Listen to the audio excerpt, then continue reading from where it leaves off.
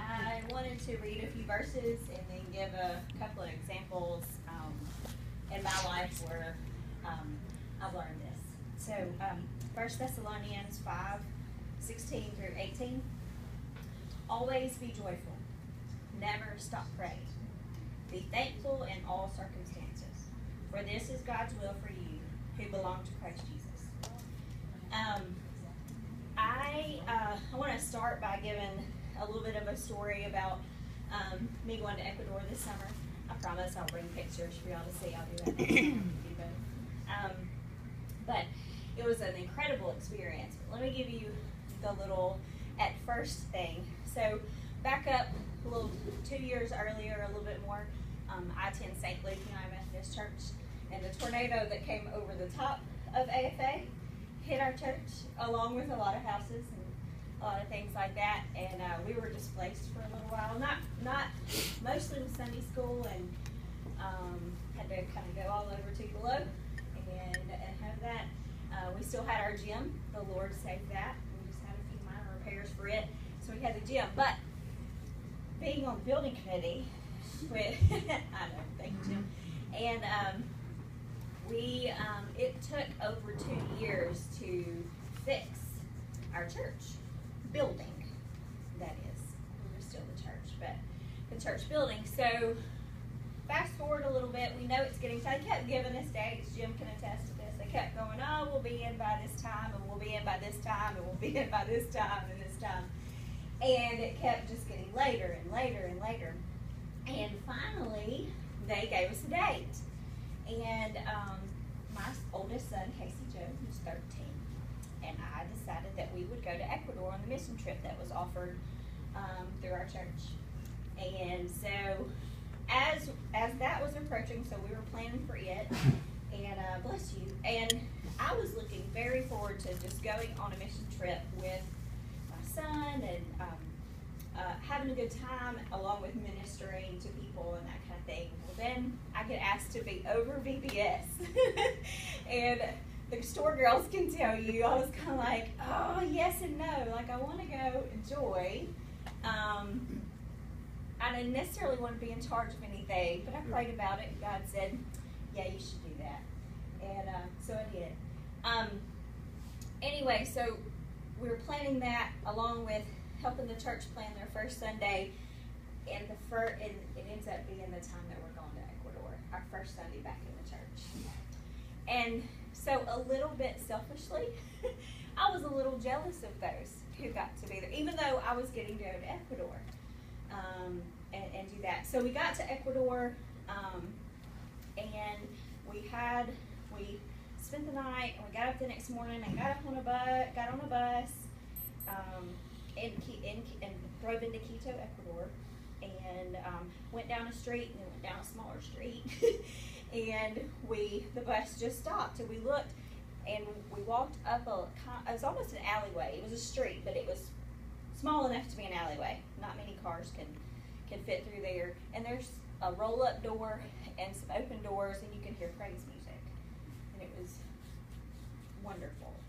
And so we walk in, and it's a room maybe a little bit bigger than this with plastic chairs, a praise band up front, and a tune that we recognized.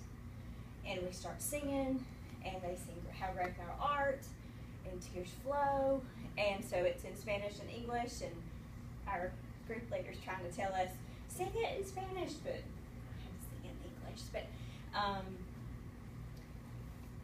a still small voice said to me, you're exactly where you're supposed to be.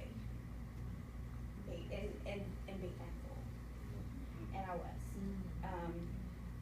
Even though the church was beautiful back at St. Luke, we had cushy little pews, and we were back, there was air conditioning, there was all this kind of stuff. I knew in Ecuador, Quito, Ecuador, a long way away, they didn't worry about how the sound sounded. They didn't worry that they were on the right note.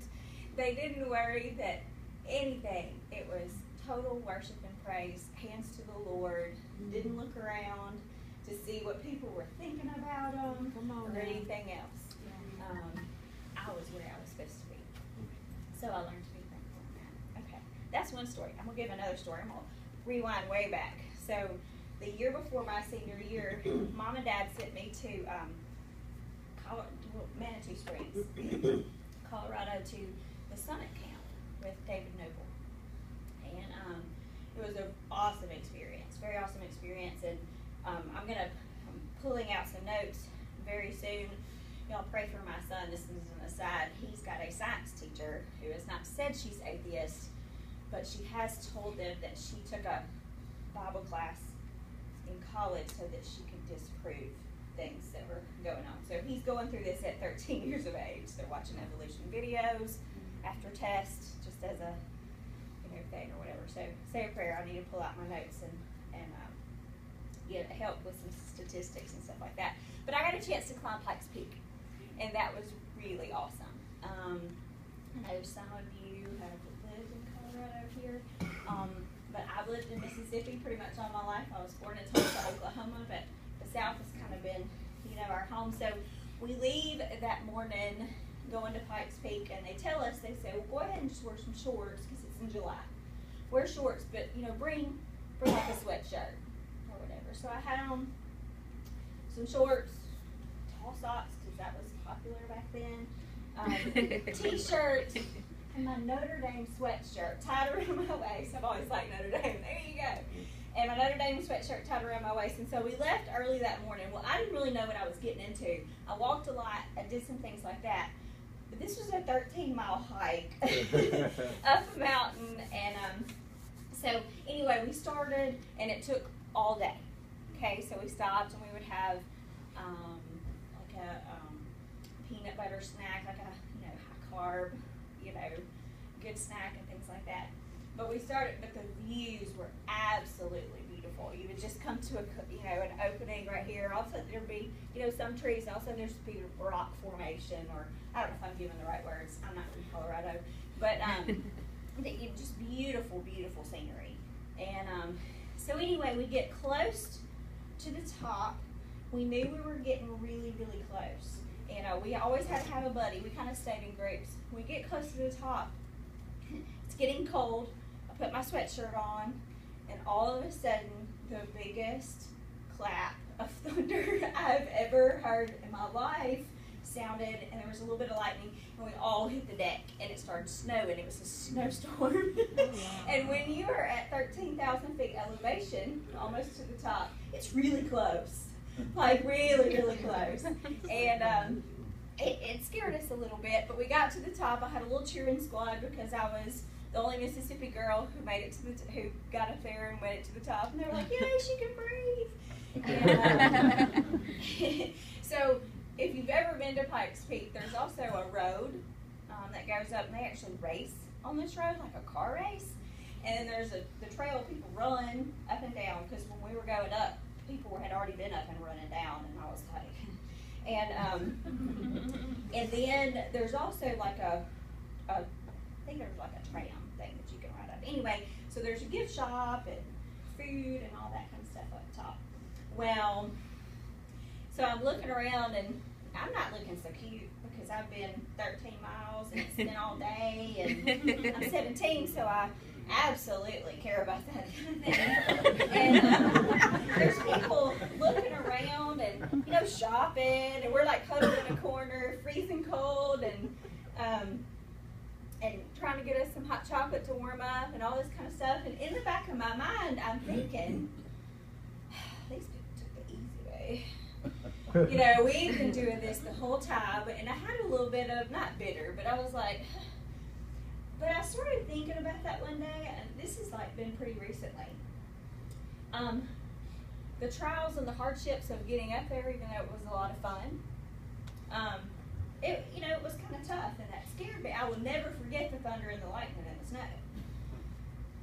But I also saw all these beautiful scenes all throughout this trail that some of these people didn't see.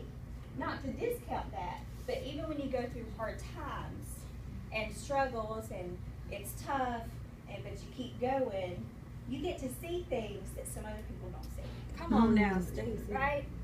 And we can be thankful for that. We can be thankful even in the hard times. So Jesus tells us in all circumstances, not just when it good, not just when it's warm, not just when it's, right now, not just when it's cool inside, not just when but be thankful in everything. And that's hard. It's really hard. But it's, to me, it's a good lesson. It's a good story.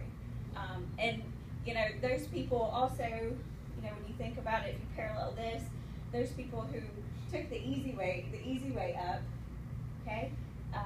They go through other things too. So it's not just that they are happy-go-lucky all the time, right? They probably had, other things to deal with. So it's just something to think about this morning. So, prayer requests?